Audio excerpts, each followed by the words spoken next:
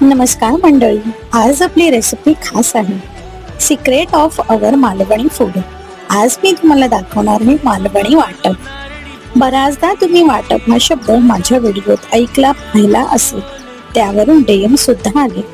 यामध्ये तुम्ही कांदा, सुकं खोबरं, ओलं खोबरं, अख्खे खडे मसाले, खसखस, आलं लसूण, कढीपत्ता, तेजपत्ता, खरपूस सोनेरी रंगावर भाजून घ्यायचा आहे आणि त्यानंतर मिक्सर किंवा पाट्यावर बारीक वाटायचं आहे. आपलं वाटप तयार. तुम्ही हे वाटप 10 ते 12 दिवस हवाबंद डब्यात फ्रीज मध्ये ठेवू शकता. त्याचबरोबर व्हेज नॉन व्हेज दोन्ही पदार्थ तुम्ही वापर करू शकता.